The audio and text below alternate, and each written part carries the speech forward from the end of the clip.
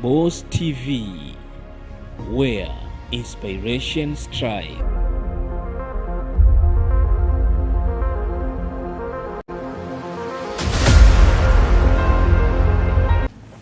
Right, of course, welcome back now to the second part of the show, ladies and gentlemen. For those of you who are joining us, definitely we are so happy that you are with us here. And those of you who want to stay with us from the first segment and now the second segment, we do appreciate it so much.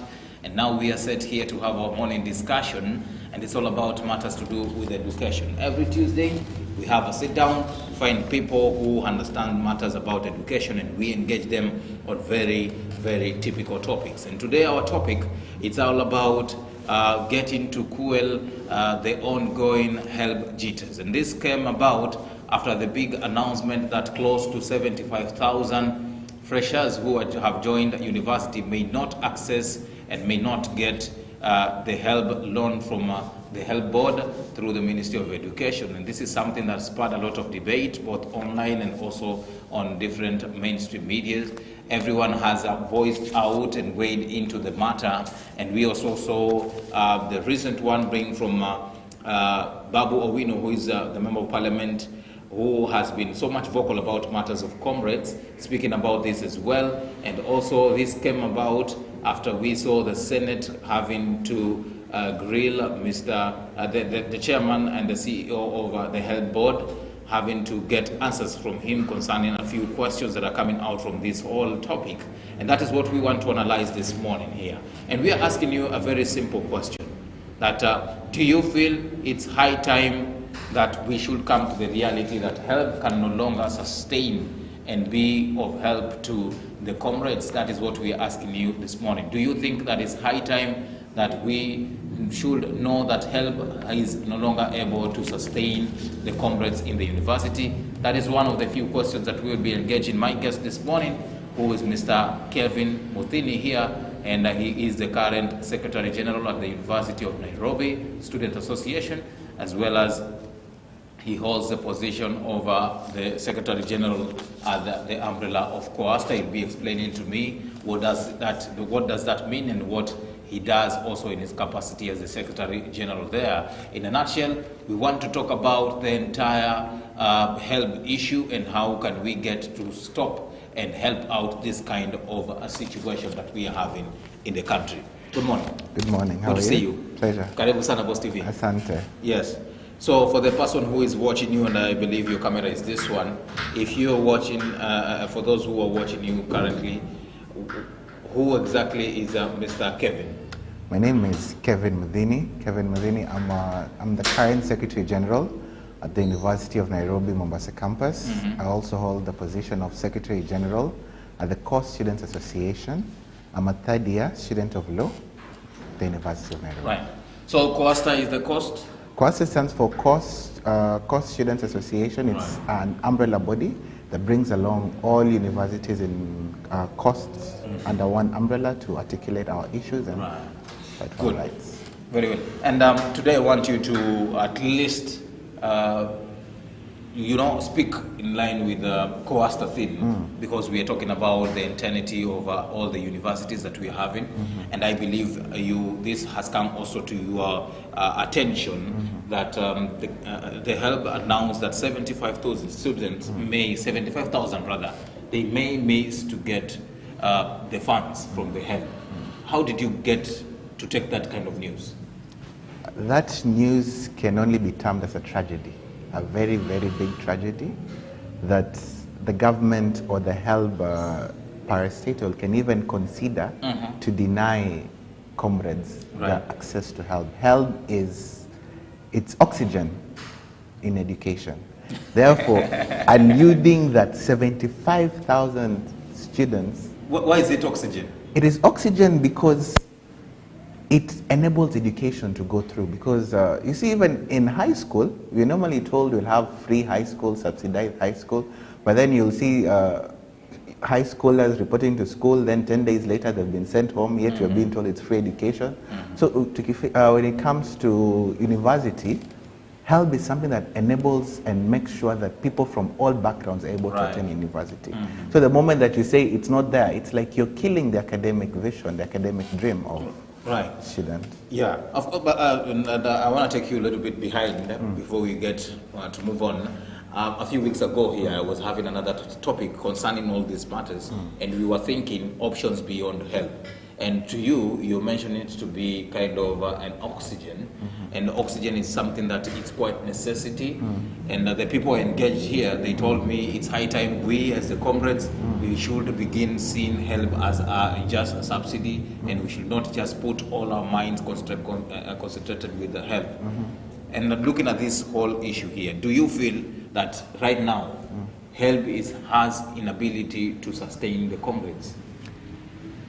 Yes, okay, some people can term help as a plan B, but my first question is, out of, let's use the example of 75,000, can we churn out 75,000 entrepreneurs and ensure that the 75,000 of them will be successful in their business endeavors to sustain them in the university sector? No. That is why I see help as oxygen, because there are people who require help to sustain themselves in academics. Right. So the moment that we say we should start looking for other alternatives, no. Help is there as our first alternative. Right. The rest can be a subsidiary or something to add on top, but help is something that should not be touched. Good. And talking about help in itself, and let's look at how the help board is responding to some of your allegations, you as comrades. And you're saying that to some extent, they feel their hands are tied in terms of financial constraints. Is it something that you guys think makes some bit of sense? It does not make sense. It is, what can I term it? I think those are just rumors. There is no way that a whole government can claim to not have a budget for students.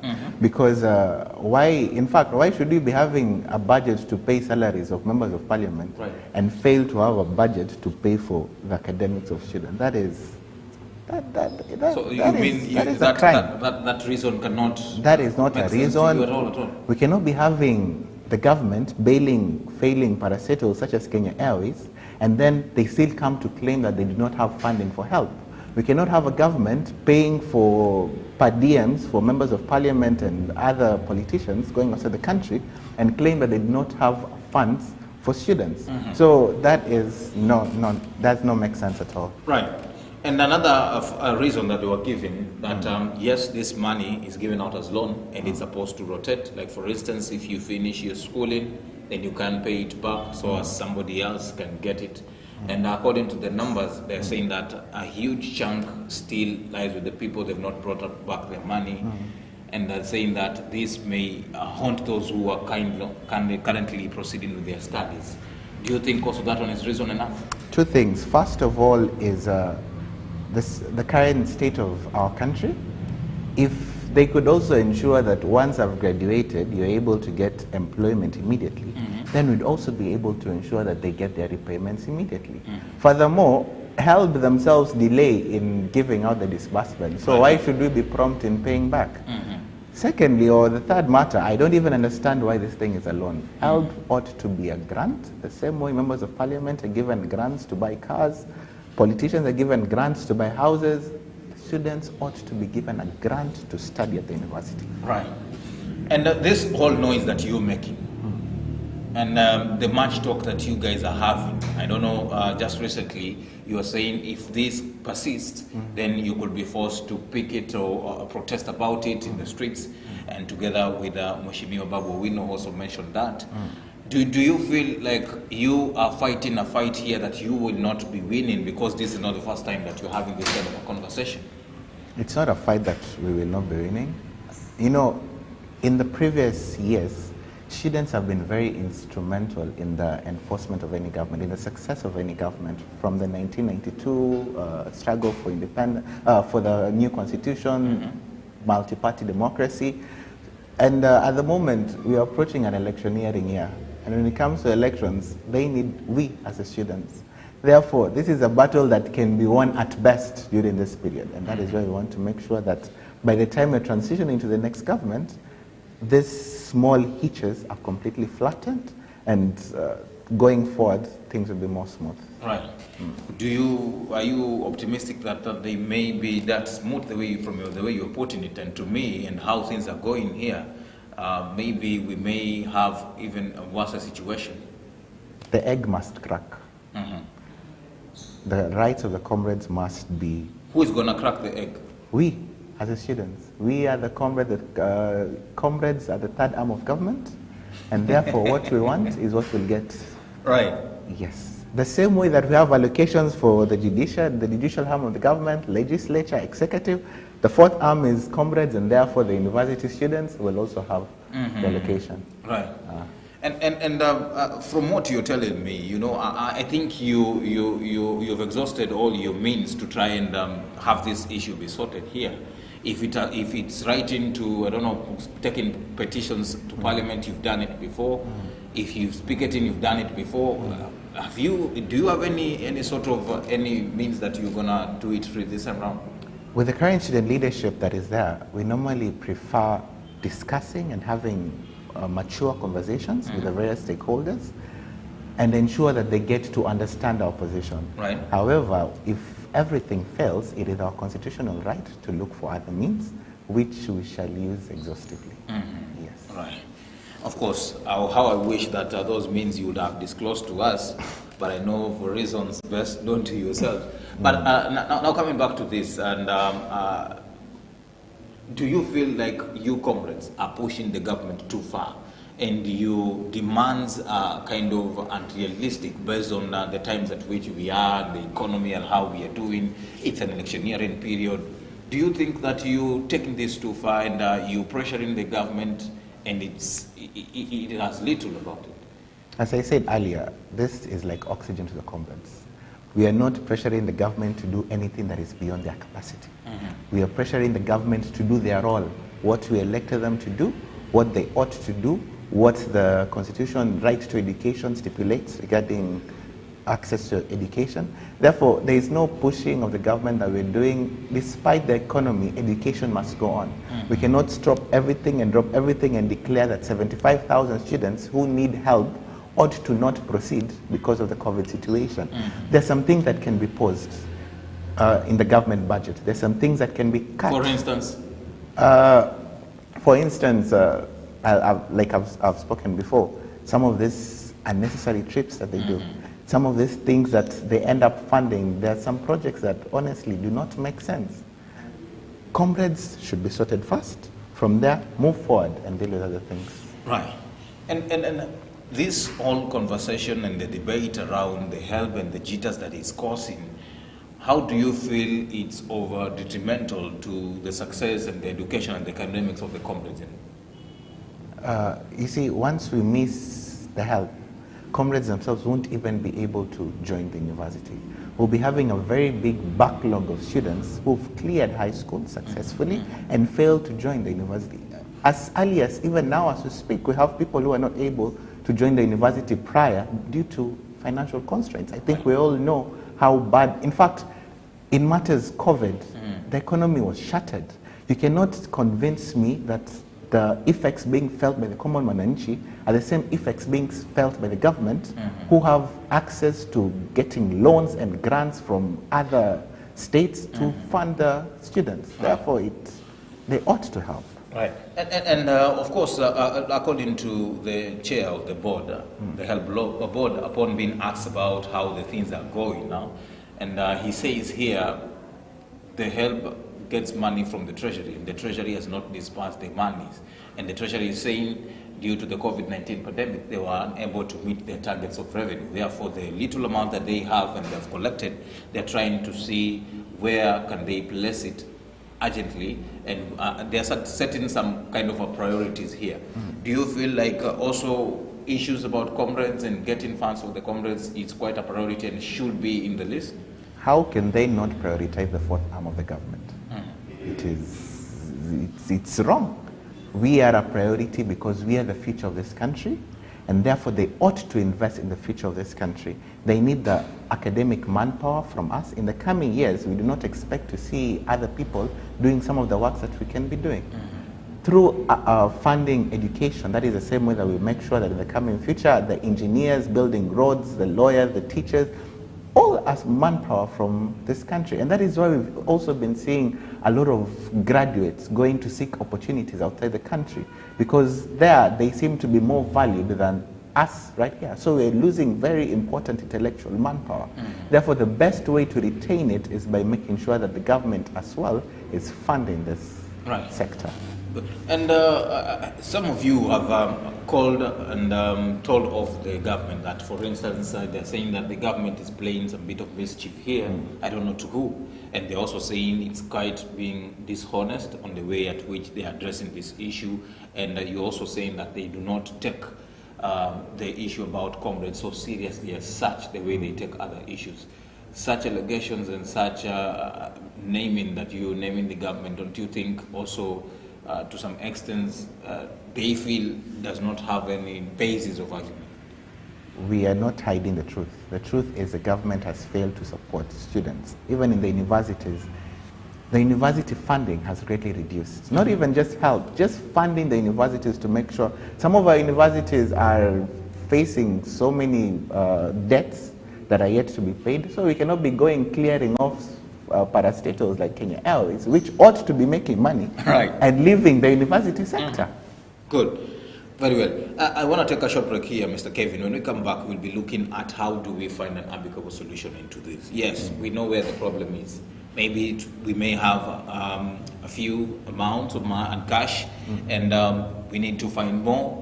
And going forward, what needs to be done? We need to bring this into wrap. And we also, we are told that the chair is supposed to be questioned and give more explanation concerning this. What do you look forward into his explanation? And whether you feel the previous explanations from you, do they make some bit of sense to you? Would they bring any sort of difference going forward? And many more, as we also look forward to another topic this morning. Remember, ladies and gentlemen, what we are discussing here first, it's about matters to do with sorting and trying to quell the current ongoing jitters inside the HELB, that is the Higher Education Loans Board. And this came about after they announced 75,000 freshers will not in any way get the funds from government. And they did not, the comrades themselves, they say they're not going to take this line. What are some of the options at their disposal to try and find a solution into this? That is a matter that will be coming up to finish on, together with my guest, that is the SG for COASTA, as well as the Secretary General from the University of Nairobi, Mr. Kevin Muthini. Keep your comments coming, particularly those who are comrades. How do you feel this needs to be addressed, and what are some of the recommendations can you give?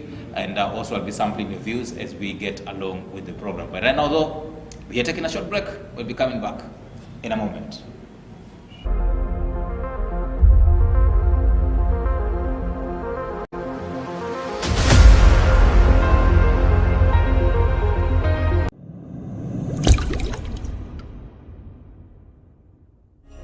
Boss TV, where inspiration strikes.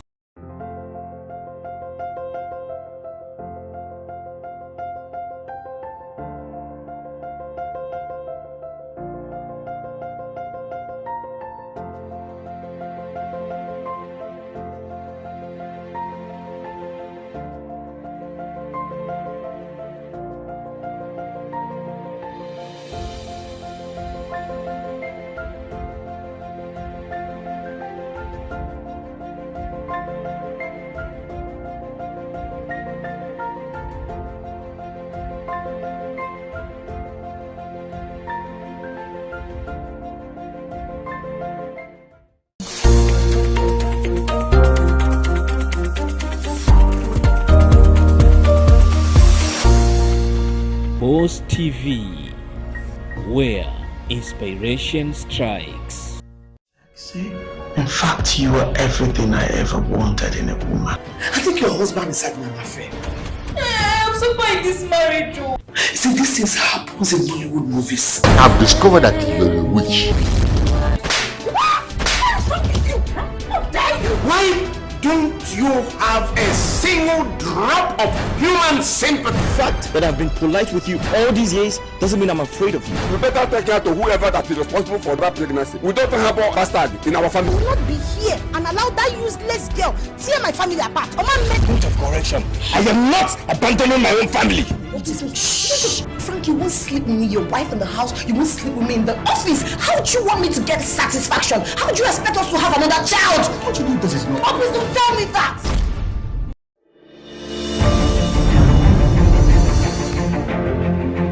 Tufanye jambo gani ili tujizuie na magonjwa? Ama ni kwa nini tunapata magonjwa? Na je, ungependa kujua mengi zaidi kuhusu magonjwa tofauti na jinsi ya kujizuia? Basi mtazamaji wangu, ungana nami Judy Ngongoni Kiongo na ndani ya kipindi cha Jukwaa la Afya Yako, papa hapa ndani ya Boss TV, mahali ambapo maswali na maswala yako yote yataweza kutatuliwa na wahudumu wa afya kutoka hapa Pwani.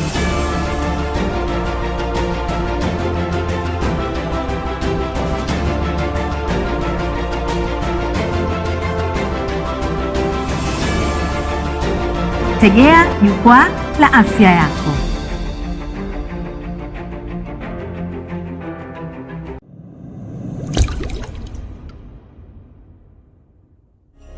Boss TV, where inspiration strikes.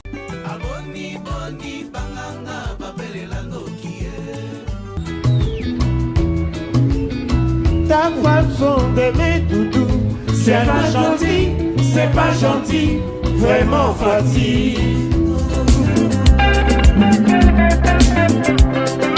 Nadina yo yo.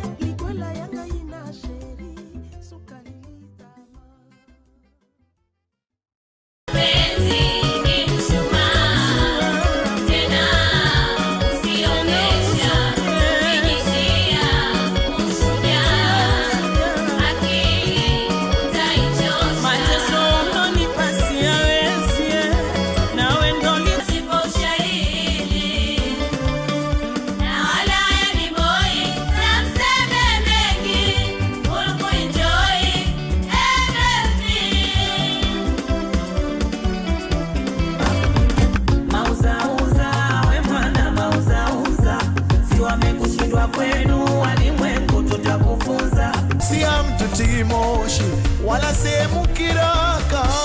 Jamani, madege mengi mpaka hili nalo dege. Kumbe dege. Dege tena dege lisoliwa.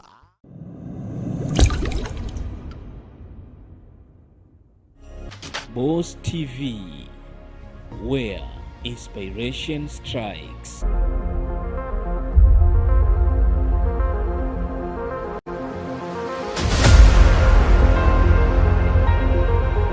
Right, of course, welcome back now to the second part of our morning discussion. For those of you who are joining us, remember we are still proceeding with whatever we are discussing here.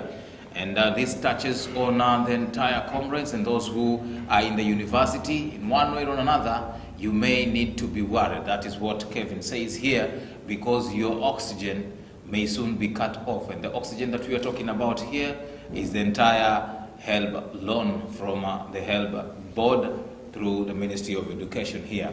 And karibu sana for the second part. Okay. That's as we proceed here, Bwana Kevin. And you know, you may, to us, most of you are saying there is little talk from the Ministry of Education on ways at which your issues are supposed to be addressed. And are you satisfied with the way the Ministry of Education is silent about this whole matter here? We are not satisfied. In fact, we are very disturbed, both spiritually, physically, and emotionally, because the Ministry of Education ought to preserve education and to ensure that education continues. So their silence over this matter is scary, because we are wondering what is their mandate if they fail to address some of the situations. Right. Yes. And don't you think that maybe their silence means they know some bit of reality that it may not work the way you want it to be? That reality might be fictional, because there is money, and the rights of the comrades is not something that can be swept under the carpet. Therefore, we can assume that maybe their occupied with KCSE, but saying that there is another reality to it, not at all. Not at all. Right. If you could be advised and if you could want to hear from the ministry, what would you expect to hear from them? We'd not even expect them to address help. We'd expect them to tell us when help is going to be a grant and when help will be doubled, if not tripled. Because you see, in some of our institutions, for starters, fees has increased. Therefore, fees increasing has even brought issues with the current help disbursement that is not even sufficient. So now in the situation whereby fees has increased and you're also denying comrades help, that is killing the academic vision, the academic dream. In fact, that is something that ought to be reported to the Human Rights Commission. And now that this whole issue is happening in the country, and for you comrades, like to me, it sounds that things are not well off and that things are not working out. My question will be, do you see in the near future that getting into a university may come to be something very hard and very, costly for some? Unfortunately, that might be the route that some people want to take, to make university education a reserve for the few, for the wealthy, for those who are able to meet those expensive demands.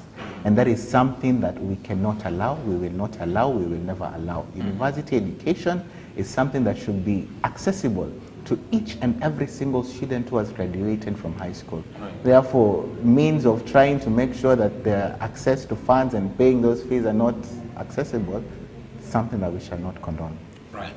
Now that you're not condoning it, and I had asked you earlier, are there any options that you guys are trying to put in place in terms of making this thing be sorted out once and for all? Previously, we had submitted petitions to Parliament, which were received, that was as early as last year, which were received by Member of Parliament for Embakasi East, Babu Owino, as well as the Mvita Member of Parliament, Mheshimiwa Abdul Swamad Sharif Nasir, and they were able to help us in articulating and increasing our voice to making sure that the comrades' rights are being preserved, which is something that we really appreciate them for. And we also believe that going forward, they'll equally help in legislation in ensuring that the interests of the comrades are secure, just as they've done before. So those are some of the avenues we are trying to seek, both through Parliament, through the Ministry of Education, of which we also took our petitions there, and we are waiting for action, and action must be brought. And if at all the action won't come anytime soon, what next? Next is next. Right, and that threatening of us and saying that you guys will go on the streets together with Mheshimiwa Babu Owino, I don't know, you will try and bring things into a standstill until your issues have been addressed. Do you think it's also an option that you consider? Previously, whenever there have been doubts or claims or rumors that comrades are going to the streets, they normally heavy police enforcement and whatnot to try and quell it. So when you say we're going to the streets, maybe we're going for a rally, who knows? But when we're in the streets, we'll make sure that our voice is heard. And the voice being heard is that every single student, every single Kenyan has a right to education, and therefore their source to education, the funding, ought to not be scrapped, it ought to be increased. Comrades must enjoy. Right. Of course, enjoyment of life in campus. And education. Trying to figure it out. And of course, as we wrap it up now here, in your capacity, you as the SG from the COASTA, I want to speak about COASTA in itself just a little bit here. Have you taken any efforts talking about this issue? Have you taken efforts also to talk to your fellow comrades concerning it, and how do you address it? Are you telling them to be patient enough and wait, or how do you do it? There was already a planned action that had been communicated by Mheshimiwa Babu Owino, which was slated to happen, but HELB seemed to behave, which caused us to shelve some of the plans that we already had and give them a benefit of doubt. So that's the message, because as I told you earlier, our current form of leadership is about talking to each other, not fighting or going against each other. So it made us take a little bit of a break to observe and see how things will go, and we believe that they'll behave, and that they will behave. Right, they will behave, indeed. Thank you so much. And as we wrap it up now here, I think you being the SG just from the recent elections that were held, right? Yeah, for the Coasta. Right. And how are things so far in Coasta? Are you getting along very well? Do you think you're going to bring some bit of changes? Yes. Coasta is a visionary body. We've brought along student leaders from all capacities. Our chairman, Kasim Bakari, leading us very, very well. We have our vice chair from JKUAT, Jamila, as well as the rest of the body, who are all capable leaders in their capacities. And therefore, we believe that we'll be able to drive our vision moving forward in unity and ensure that even in cost, the universities and colleges are respected. Good. And I want to ask you this because we also got some phone calls from Pwani University about the issue of security of comrades, and there was that incident of, I don't know, a lady was found dead at the shores of the beach, and they wanted the press to go there and cover that story, and they say that things are not good so far in terms of the security of the comrades. Has that gotten into attention, you as Coasta, and how do you think you're going to address that as well? We're seeking to forming MOUs and partnerships with the various student leaders and organizations. Aspects like street lighting, that's something that every university ought to be given maximum security. We ought to as well have patrols along the various universities, because we can have some students having late evening classes and having to walk to their various residences. So we're seeking to get into MOUs with the various, with the county governments, with the area members of parliament, MCAs, to making sure that some of these things like street lighting, security patrols are enshrined and enacted so that we reduce some of these conflicts that tend to arise. Right. Good. And the fact that in campuses also there is numbers of students, and that equates to votes, and we're now into an electioneering period. How do you get to bargain for your issues to be addressed and politicians coming in? How do you do that? As I had mentioned before, we've had politicians who've been able to help in articulating our issues thus far in terms of legislation. Honorable Babu Owino is known for that. Honorable Abdul Samad Sharif Nasser in Mombasa has done the same. Therefore, one thing that we know is that even as they seek maybe to retain or to move to a higher capacity, we will, the Swahili say mkono hurudishwa. Therefore, we'll make sure that that capacity that they've done, the help that they've given us, will also be able to give back, and as well as right now, the people who are going to get in, will make sure that the people who have the interests of the comrades at heart, we get into MOUs with them, partnerships with them, to make sure that even as they go in, they'll be able to fight for our rights. Right. Thank you so much, Mr. Kevin. We want to get into another conversation today about matters of the CBC. I don't know if you have any comment about CBC. Do you think it's a reality or it's a fallacy? CBC, I'm yet to even comprehend it. I see people drawing and creating art. Is it the right route to which we are taking as a country and the future of our kids? Change is not usually easily acceptable. Therefore, maybe with CBC, we can just give it time and have experts review it, see it through. We see the way forward. Good. Of course. Like you see, I've got an expert across there. Yes, He's coming on board. Ladies and gentlemen, that is Kevin Muthini here, the SG at the University of Nairobi, Mombasa campus, and of course the current SG at Coasta, speaking about matters to do with the help. And yes, this is a conversation that will still continue. We'll wait and see how things are going to pan out in relation to that, and we will be giving you also all these issues and details as they come through, but we will wait also and see how things are going to happen. Till again, next time I want to release my first guest here, as we also look forward to have our second guest in matters about the CBC transition post-election. That is what we are discussing here. And there has been claims to have it scrapped up. Particularly politicians are now saying that if they get to be elected, if things are going the way they're going in relation to some of the comments that are coming out of the CBC, then they will be left with no choice but to scrap it off. Is it high time that we should as well think that as an option? That is what we're finding out from my guest, second guest rather, Mr. Elisha Mwango, who is already in the studio. And I now take another short break here and meet me with Mr. Elisha later on. But for now, we allow Mr. Kevin Muthini to exit our offices here, and see you in just a bit. Don't go too far.